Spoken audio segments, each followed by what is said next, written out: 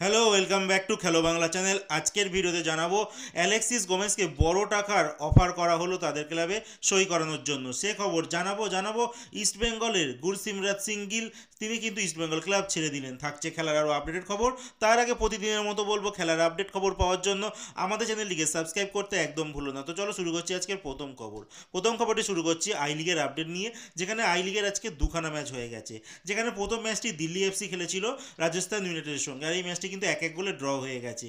আর এই ম্যাচে দিল্লি এফসির কিন্তু অ্যাসিস্ট্যান্ট কোচ ছিল যে হরমনজোত সিং খাবরা, যিনি লাস্ট ইয়ার ইস্ট বেঙ্গলের সেন্টার এই রাইট ব্যাক পজিশনের একজন খেলোয়াড়। তিনি ইস্ট বেঙ্গল থেকেই খেলা শুরু করেছিল প্রায়, আর ইস্ট বেঙ্গলে কিন্তু রিটায়ারমেন্ট নিয়ে নিয়েছিল।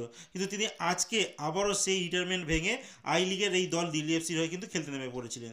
তার টিমের অবস্থা খুবই খারাপ, যার জন্য তিনি বাধ্য হয়ে অ্যাজ এ প্লেয়ার হিসেবে নিজেকে নথিভুক্ত করেন আর তিনি খেলতে নেমে পড়েন।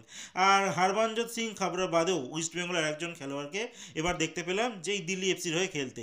তিনি আর কেউ নন, ইস্ট বেঙ্গলের গোলকিপার। লাস্ট ডার্বিতে তোমরা দেখেছিলে গতকালকে যে হয়ে গেল, যেই ডার্বিতে পরশুমান গিল ছিল তার দাদা, যার নাম গুরসিমরাত সিং গিল, তিনিও কিন্তু এই দিল্লি এফসির হয়ে আই লিগের ম্যাচটি খেললেন। তো বলে রাখি, ইস্ট বেঙ্গল টিম 6 মাসের লোন ডিলে এই দিল্লি এফসিতে পাঠিয়েছে গুরসিমরাতকে।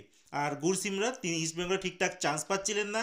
তিনি একজন সিবি মানে সেন্ট্রাল ব্যাকের একজন খেলোয়াড়। তো তারপরও তিনি ইস্টবেঙ্গল টিমের অনেক সেন্ট্রাল ব্যাক পজিশনের খেলোয়াড় রয়েছে, আর তার কোয়ালিটি ইস্টবেঙ্গলের যে আইএসএলের স্কোয়াডের সঙ্গে ঠিক মানানসই হচ্ছিল না। তো আলটিমেট তাকে 6 মাসের জন্য লোন ডিলে কিন্তু এই দিল্লিতে পাঠিয়ে দিয়েছে ইস্টবেঙ্গল টিম।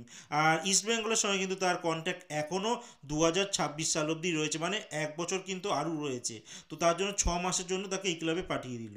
যাই হোক, তিনি চান্স পাচ্ছিলেন না, এর থেকে ভালো সেই ক্লাবে গিয়ে খেলুক। একটা খেলোয়াড় সবসময় খেলতেই চায়। এরপরে যে খবরটি আমি তোমাদের জানাতে চলেছি সেটা হচ্ছে আমায় রানাবাড়ে।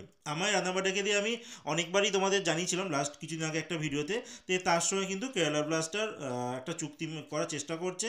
তো আলটিমেট একটা আপডেট এসে গেছে যে নেক্সট সিজন থেকে কিন্তু এই আমায় রানাবাড়ে কেরালা ব্লাস্টার এফসিতে কিন্তু খেলবে। আর তার প্রি কন্ট্রাক্ট চুক্তিও হয়ে গেছে, 3 বছরে কিন্তু ডিল হচ্ছে এই আমায় রানাবাড়ের সঙ্গে। আর এরপরে যে খবরটি তোমাদের জানাবো সেটা হচ্ছে অস্কার বুনোজের কথা। গতকালকে ইস্টবেঙ্গল টিম ডার্বি ম্যাচ হেরেছে। তো সেই ম্যাচের কিছু খেলোয়াড়ের পারফরমেন্স নিয়ে তিনি আগেও বলেছিলেন, আর গতকালকের ম্যাচ হেরে যাওয়ার পরও আবারও বলছেন ইস্টবেঙ্গল কোচ অস্কার বুনোজ। হিজাজি মাহের, হেক্টর আর হচ্ছে ক্লেটন সিলভা। আর হেক্টরের পারফরমেন্স দেখেছিলে গতকালকে, একটা মানে ঠিকঠাক রানিংও করতে পারছে না তিনি, তার থেকে কিন্তু তাড়াতাড়ি দৌড়ে গিয়ে ম্যাকলারেন কিন্তু গোলটা করে দিল।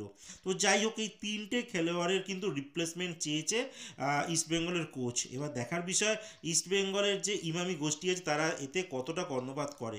তারা খুব একটা বেশি ইনভেস্টমেন্ট করতে চায় না। সচরাচর দেখেছো মাদিতালের বিকল্প খেলোয়াড় আস্তে আস্তে কত লেট করে ফেললো, কিন্তু মাদিতালার আজ থেকে প্রায় 25-26 দিন আগে তিনি চোট পেয়ে গিয়েছিলেন। অন্য টিমগুলো দেখো খেলোয়াড় কিন্তু রিপ্লেসমেন্ট তাড়াতাড়ি সই করে, বাট ইস্টবেঙ্গল টিম আনপ্রফেশনাল একটা ম্যানেজমেন্ট কাজ করে, যারা ঠিকঠাক কিন্তু খেলোয়াড় সই করাতে পারে না। জানি না তাদের কী প্রবলেম চলে। তো যাই হোক, অস্কার বুনোজ কিন্তু এই 3জন খেলোয়াড়ের নাম বলেছে, আর এই 3জন খেলোয়াড়ের রিপ্লেসমেন্ট কিন্তু চেয়েছে। এরপরে যে খবরটি আমি তোমাদের দেবো সেটা হচ্ছে অ্যালেক্সিস গোমেজের কথা। হ্যাঁ বন্ধুরা, অ্যালেক্সিস গোমেজ, যিনি মোহামেডান স্পোর্টিংয়ের একজন ফরওয়ার্ড, আর যিনি প্রথম ইন্ডিয়াতে এসেছিলেন 2023 সালে সুবেদার দিল্লিতে, যেখানে 11টা ম্যাচে 8টা গোলও করেছিলেন। বয়স কম আছে, 24 বছর বয়স। তারপরে কিন্তু মোহামেডান স্পোর্টিংয়ে আসে, যেখানে 25টা ম্যাচে মাত্র 3টে গোল করে। আর এই আর্জেন্টিনার খেলোয়াড়কে কিন্তু এবার মুম্বাই সিটি এফসি কিন্তু অফার করেছে। মুম্বাই সিটি এফসি এরকমই একটা খেলোয়াড়কে চাইছে। লাস্ট ম্যাচেও আমরা দেখেছিলাম তিনি কিন্তু দারুণ পারফরমেন্স করছে, বাট জানি না মোহামেডান স্পোর্টিংয়ের সঙ্গে তার ঠিক খাপ খাচ্ছে না কেন। তিনি প্লেয়ার হিসেবে কিন্তু দারুণ, বাট গোল কিন্তু তিনি ঠিক পাচ্ছেন না। আর অনেক ক্ষেত্রেই এমন হয় যে একটা ক্লাবে তিনি গোল পান না একটা খেলোয়াড়, বাট অন্য ক্লাবে গেলে কিন্তু সেই সিচুয়েশনের সঙ্গে তিনি মানিয়ে নেয়। তো দেখা যাক, মুম্বাই সিটি এফসি তাদেরকে অনেক টাকার একটা বড় অফার করেছে। এখন দেখার বিষয় নেক্সট সিজনে এই অ্যালেক্সিস গোমেজকে কি আমরা মোহামেডান স্পোর্টিংয়ে দেখতে পাবো না, নাকি তিনি মুম্বাই সিটি এফসিতে চলে যায়। তো আজকের মতো খেলার খবর এতটুকুই। ভালো থেকো, সুস্থ থেকো, দেখা হচ্ছে নতুন আরেকটি ভিডিওতে।